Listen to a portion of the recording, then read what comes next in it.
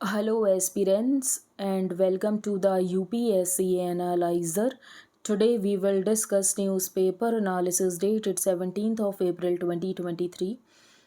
First news है killed Atiq to be famous. ये news important नहीं है, बेसिकली यहाँ पर असाइलेंट्स का ये कहना है कि इनको यहाँ पर फेमस होना था, जिसकी वजह से इन्होंने अतीक अहमद को मार दिया। नेक्स्ट है सिकल सेल अनीमिया के बारे में। सिकल सेल अनीमिया एक जेनेटिक डिसऑर्डर है एंड इस बजट में गवर्नमेंट का ये टारगेट है कि 2047 तक 2047 तक सिकल सेल अनीमिया को एलिमिनेट करना है। ये एक जेनेटिक डिसऑर्डर है जिसमें रेड ब्लड सेल्स की जो शेप है ये ओवल हो जाती है। किसकी वजह से? ऑक्सीजन डेफिशिएंसी की वजह से। इसका एक ही ट्रीटमेंट है और वो ट्रीटमेंट होता है bone marrow transplant. And sickle cell anaemia आपको ट्राइबल्स के बीच में बहुत ज़्यादा मिलता है। Sickle cell anaemia is a genetic disorder in which red blood cells become oval shaped. क्यों? ऑक्सीजन डेफिशिएंसी की वजह से, एंड इसकी वजह से यहाँ पर डेथ भी हो जाती है। India has the second highest incidence of the disorder with most cases 1 in 86 babies among tribals. तो ट्राइबल में इस डिजीज़ का बर्डन बहुत ज़्यादा है। सबसे ज़्यादा आपको बर्डन मिलेगा अफ्रीका में, एंड उसके बाद इंडिया में है second highest burden of this condition in the world. An estimated 30,000 to 40,000 children born every year suffer from this disorder. 2023-24 के बजट में सेंट्रल गवर्नमेंट ने अनाउंस किया है कि कंट्री को यहाँ पर सिकल सेल एनीमिया से फ्री बनाना है 2047 तक। नेक्स्ट पेज पर हम चलते हैं गोइंग नेशनल। तो यहाँ पर आपकी बात की गई है, आपको यहाँ पर नेशनल पार्टी का स्टेटस दिया गया। कुछ पार्टी से यहाँ पर नेशनल पार्टी का जो स्टेटस दिया गया था वो वापस ले लिया गया, क्योंकि उन पार्टीज़ की परफॉर्मेंस अगर हम लास्ट 2 इलेक्शंस में देखें एंड जो भी यहाँ पर स्टेट लेजिस्लेटिव असेंबलीज़ के इलेक्शंस देखें तो उसमें उनकी परफॉर्मेंस ऐसी नहीं थी जो कि नेशनल पार्टी के क्राइटेरिया स्टेटस को मीट करती हो, जिसकी वजह से उनसे यहाँ पर नेशनल पार्टी का रिकॉग्निशन ले लिया गया। अब किसी पार्टी को यहाँ पर नेशनल पार्टी का रिकॉग्निशन दिया जाता है तो उसके क्या बेनिफिट होते हैं वो हम डिस्कस करेंगे। तो recently election commission of India ने रिवाइज किया है list of recognised national parties and state parties. तो आम आदमी पार्टी को यहाँ पर नेशनल पार्टी का रिकॉग्निशन दिया गया है एंड टीएमसी, एनसीपी, सीपीआई इनसे नेशनल पार्टी का स्टेटस ले लिया गया, क्योंकि इनकी परफॉर्मेंस लास्ट 2 इलेक्शंस एंड जो भी यहाँ पर 21 स्टेट लेजिस्लेटिव असेंबलीज के इलेक्शंस हुए उसमें इनकी परफॉर्मेंस बहुत ज़्यादा अच्छी नहीं रही। The Election Commission's decision was based on a review of the party's poll performances, जो कि यहाँ पर 2014 से लेकर 2019 लोकसभा पोल्स में रही एंड 21 स्टेट असेंबली पोल्स जो भी यहाँ पर 2014 से हुए हैं। अब यहाँ पर एक टेक्निकल क्राइटेरिया है, अगर ये क्राइटेरिया मीट नहीं होता है तो पार्टी को यहाँ पर नेशनल पार्टी का स्टेटस वापस ले लिया जाता है। The process of recognition and D recognition ये कहाँ पर लिखा हुआ है? तो ये है इलेक्शन सिंबल्स ऑर्डर 1968, जो कि यहाँ पर क्राइटेरिया बताता है कि क्या क्राइटेरिया होगा नेशनल या स्टेट पार्टी को रिकॉग्नाइज करने के लिए। According to paragraph 6C of the order amended with effect from January 1, 2014, a party will continue to be a national और स्टेट पार्टी भले ही अगर यहाँ पर एक इलेक्शन में क्राइटेरिया नहीं मीट कर पाती है। तो यहाँ पर लास्ट 2 लोकसभा इलेक्शंस की परफॉर्मेंस को देखा गया है। पैराग्राफ 6B यहाँ पर बताता है कि किसी पार्टी को यहाँ पर नेशनल पार्टी का स्टेटस कब मिल सकता है, उसके लिए क्या टेक्निकल क्राइटेरिया है। तो पहली बात, पार्टी को एटलीस्ट 6% वोट शेयर होना चाहिए इन 4 और more states in the last Lok Sabha और असेंबली इलेक्शंस एंड 4 MPs होने चाहिए, और at least 2% of the seats in Lok Sabha, और ये जो कैंडिडेट्स इलेक्ट होने चाहिए ये एटलीस्ट 3 स्टेट से होने चाहिए। तो नेशनल पार्टी का स्टेटस का क्राइटेरिया इंपॉर्टेंट है। अगर आपको स्टेट पार्टी के स्टेटस का क्राइटेरिया नहीं भी पता है तो चल जाएगा, लेकिन नेशनल पार्टी का आपको याद होना चाहिए। अगर किसी पार्टी को यहाँ पर नेशनल पार्टी की तरह रिकॉग्नाइज कर लिया गया है तो उसके क्या बेनिफिट्स होते हैं। तो पहला बेनिफिट ये कि जो पार्टी का सिंबल है ये अनचेंज रहेगा अक्रॉस इंडिया। इसके अलावा ये जो नेशनल पार्टी होती हैं इनको ब्रॉडकास्ट या टेलीकास्ट टाइम मिलता है आकाशवाणी या दूरदर्शन में। 40 स्टार कैंपेनर्स हो सकते हैं। स्टार कैंपेनर्स का जो ट्रैवल एक्सपेंसेस होता है ये काउंट नहीं होता है, कैंडिडेट के जो एक्सपेंडिचर होता है उसमें अकाउंट नहीं होता है। Recognised state and national parties इनको सिर्फ एक प्रपोजल की ज़रूरत होती है नॉमिनेशन को फाइल करने के लिए, एंड इनको यहाँ पर 2 सेट्स ऑफ इलेक्टोरल रोल्स मिलते हैं free of cost at the time of revision of rules. एक और इम्पॉर्टेंट पॉइंट है कि जब भी इलेक्शन कमीशन यहाँ पर कुछ प्रोसेस को चेंज करना चाहती है या इलेक्शंस कैसे कराए जाए उसके बारे में कुछ कंसल्टेशन करना होता है तो नेशनल पार्टी से यहाँ पर कंसल्ट किया जाता है। तो finally and more importantly the parties will have the privilege कि ये कंसल्ट करेंगे with the election commission in setting of election dates and यहाँ पर कैसा इलेक्टोरल रूल्स होने चाहिए, रेगुलेशंस होने चाहिए, उसके बारे में जब इलेक्शन कमीशन डिस्कशन करता है तो नेशनल पार्टी से ही करता है। एडिशनली जो टॉप स्लॉट्स होते हैं बैलेट पेपर या ईवीएम पे, ये रिजर्व होते हैं फॉर द नेशनल पार्टीज। तो ये कुछ बेनिफिट्स हैं जो कि मिलते हैं अगर किसी पार्टी को यहाँ पर नेशनल पार्टी का रिकॉग्निशन मिल जाता है। नेक्स्ट है murder for murder.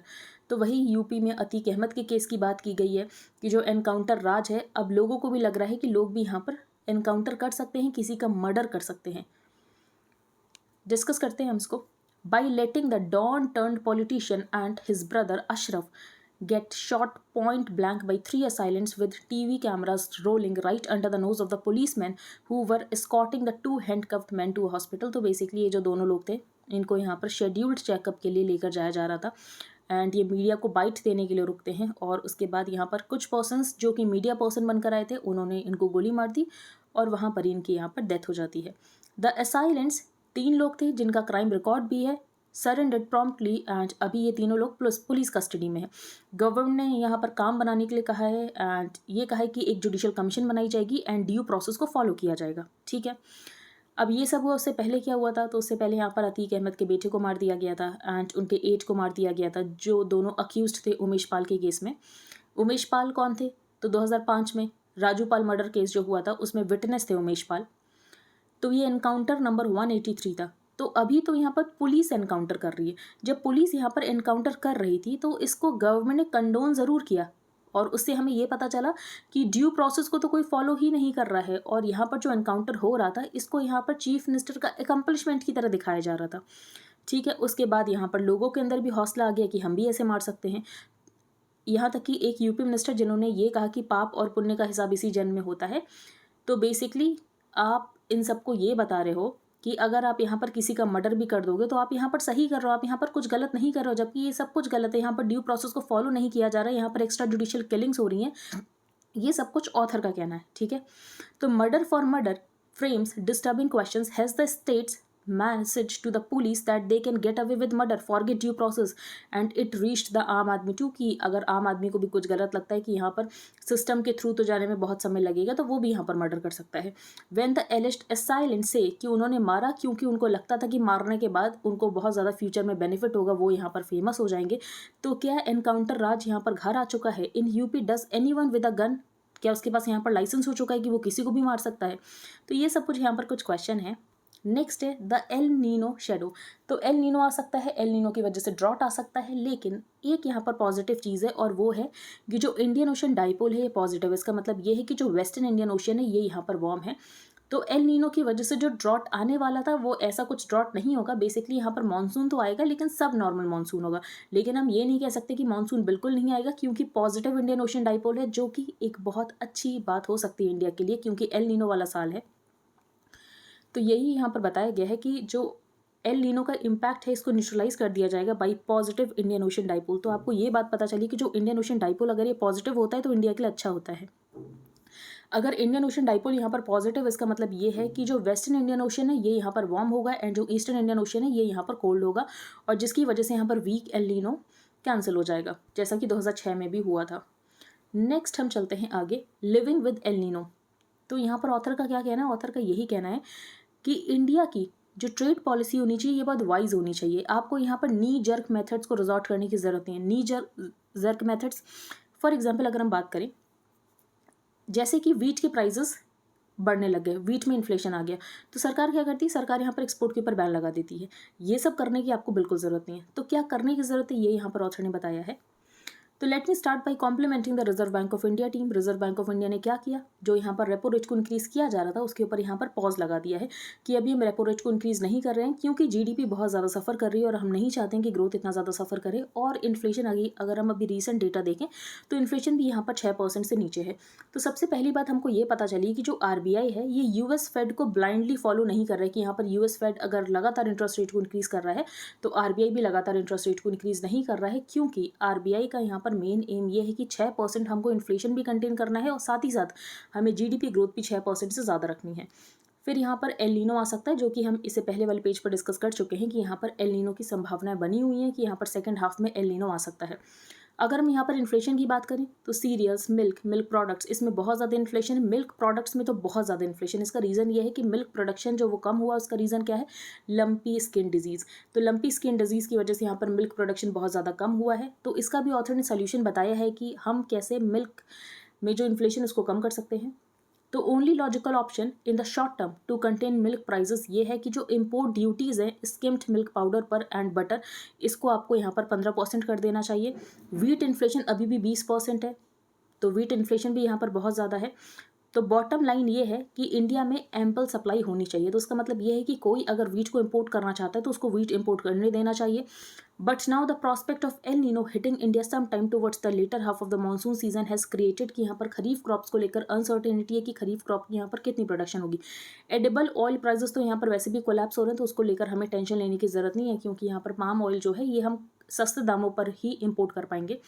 And who knows कि El Nino has to fight the Indian Ocean dipole. तो इंडियन मानसून यहाँ पर नॉर्मल मानसून हो सकता है। मैंने आपको बताया ना लास्ट पेज पर कि यहाँ पर पॉजिटिव इंडियन ओशन डाइपोल रहेगा। तो पॉजिटिव इंडियन ओशन डाइपोल का मतलब ये है कि ड्रॉट बहुत ख़राब नहीं आएगा। बेसिकली यहाँ पर सब नॉर्मल मानसून रह सकता है। Food inflation can be contained even below 5% अगर इंडिया अपनी ट्रेड पॉलिसी को वाइजली यूज़ करता है। नी जर्क रिएक्शन यहाँ पर करने की ज़रूरत नहीं है।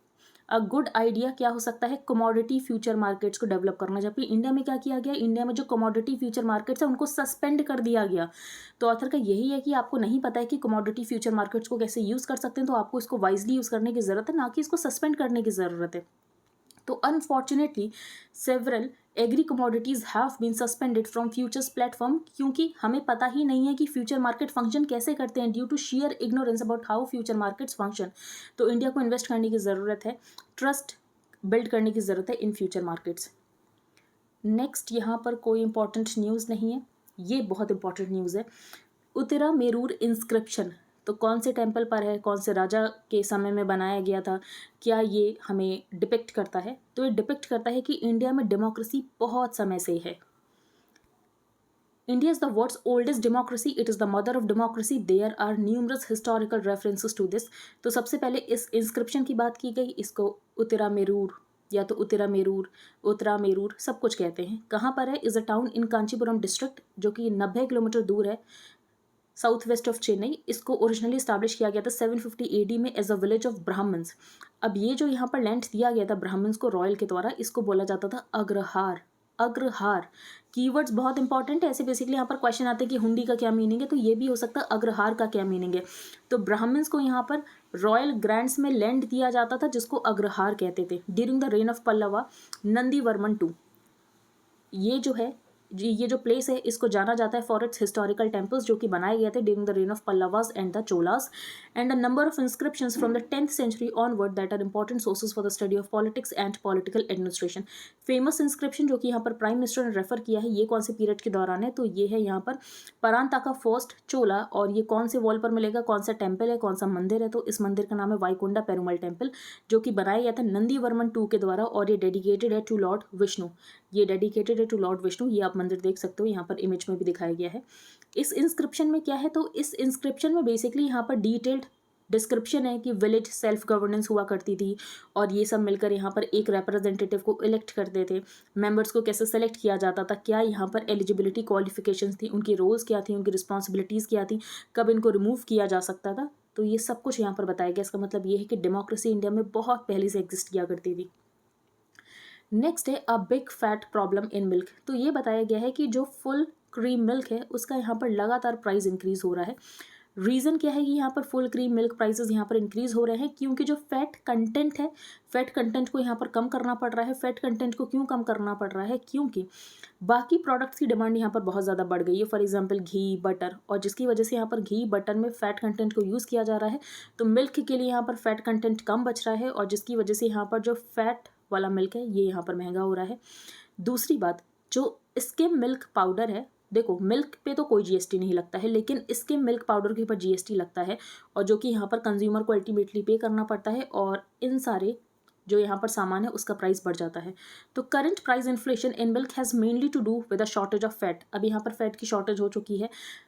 बाकी यहाँ पर जो फैट के प्रोडक्ट्स हैं उनकी डिमांड बहुत ज़्यादा बढ़ रही है, जैसे कि ghee, ice cream, khoya, paneer, cheese and other high fat milk products, but supply is coming more from cross breeds जो कि यहाँ पर लो फैट मिल्क देती हैं। तो मिसमैच की वजह से यहाँ पर जो फैट के प्राइजेस हैं ये बहुत ज़्यादा ऊपर जा रहे हैं। एक्सपोर्ट इंड्यूस्ड इन्फ्लेशन, अब एक्सपोर्ट इंड्यूस्ड इन्फ्लेशन कैसे हो गया, क्योंकि यहाँ पर इंडिया ने बहुत ज़्यादा एक्सपोर्ट किया है, घी एक्सपोर्ट किया है, बटर एक्सपोर्ट किया है, एनहाइड्रस मिल्क फैट यहाँ पर एक्सपोर्ट किया है।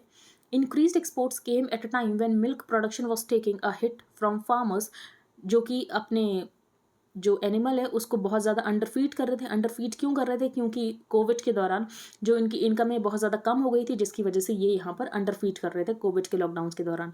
फिर यहाँ पर लंपी स्किन डिजीज़ हो गया कैटल में, और जिसकी वजह से यहाँ पर मिल्क प्रोडक्शन बहुत ज़्यादा कम हो गई है।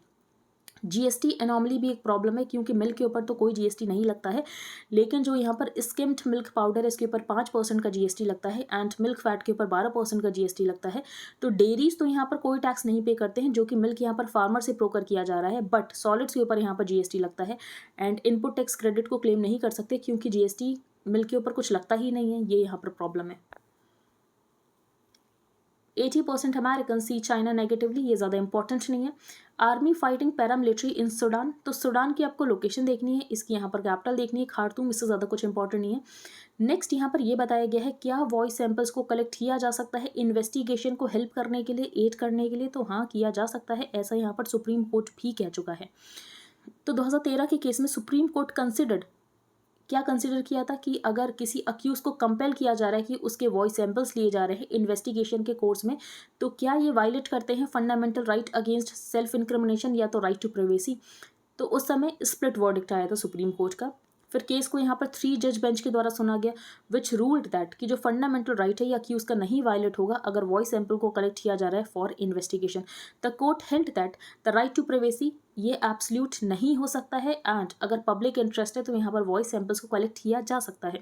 फिर पंजाब और हरियाणा हाई कोर्ट ने मार्च 30 को ऑब्जर्व किया कि वॉइस सैंपल्स जो यहाँ पर लिए जा रहे हैं ये एक्चुअली कोई एविडेंस नहीं है, ये एविडेंस को सपोर्ट करने के लिए यूज़ किया जा रहा है, तो ये कोई एविडेंस नहीं है। तो सैंपल टेकन इटसेल्फ ये एविडेंस नहीं है, rather they are for comparing जो कि पहले एविडेंस कलेक्ट किए गए हैं।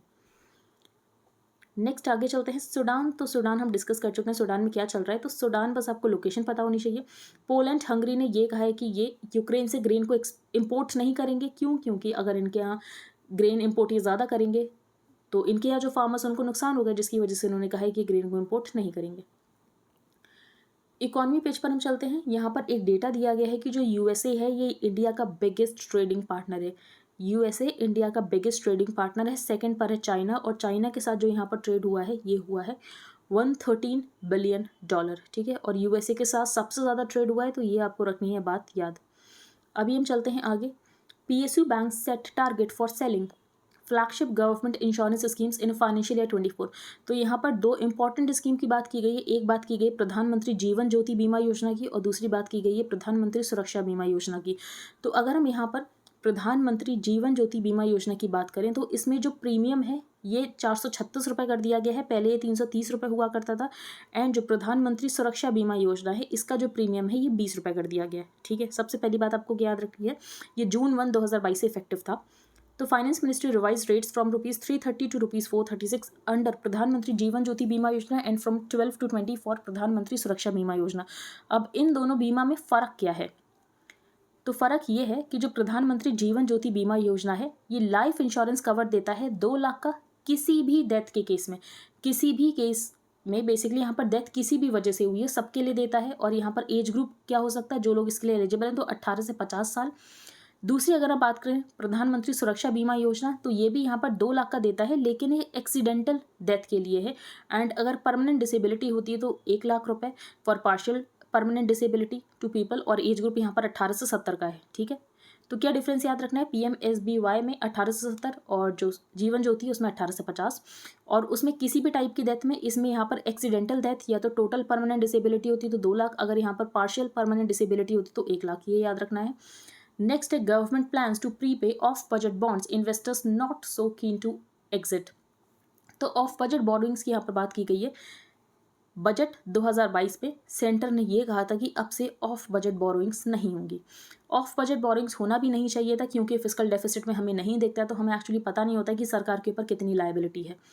तो ये तो कह दिया कि इन्होंने ऑफ बजट बोरोइंग्स ही नहीं करेंगे, लेकिन उससे पहले जो कर रखी है ऑफ बजट बोरोइंग ये चाहते थे कि सारी लाइबिलिटी को एक्सटिंग्विश कर दिया जाए, लेकिन ये लाइबिलिटी एक्सटिंग्विश हो नहीं पा रही है क्योंकि जो यहाँ पर इन्वेस्टर्स हैं ये इन बॉन्ड से एग्जिट ही नहीं करना चाहते हैं। अब ये इन्वेस्टर्स इन बॉन्ड से क्यों नहीं एग्जिट करना चाहते हैं? क्योंकि ये बॉन्ड्स यहाँ पर बहुत अच्छा इंटरेस्ट पे कर रहे हैं, जो कि G-Secs इतना यील्ड नहीं पे कर रहे हैं। अब इनका ये कहना है कि अगर आप हमें ज़बरदस्ती टाइम से पहले एग्जिट कराना चाहते हो तो आपको हमें प्रीमियम प्राइस देना पड़ेगा। फॉर एग्जाम्पल, अगर फेस वैल्यू यहाँ पर 100 रुपये लिखी हुई है तो आप हमें 110 रुपये दो, लेकिन गवर्नमेंट यहाँ पर 110 रुपये तो नहीं देगी। तो जब यहाँ पर टाइम होगा, 2028 तक के बॉन्ड्स हैं, तो 2028 में ही ये जो इन्वेस्टर्स है एग्जिट करेंगे। ठीक है, तो आई होप आपको सब कुछ क्लियर हो गया हो। अगर आपका कोई भी डाउट है तो आप टेलीग्राम ग्रुप पर पोस्ट कर सकते हो। If you liked the video then please like share subscribe and comment. Thank you and have a nice day.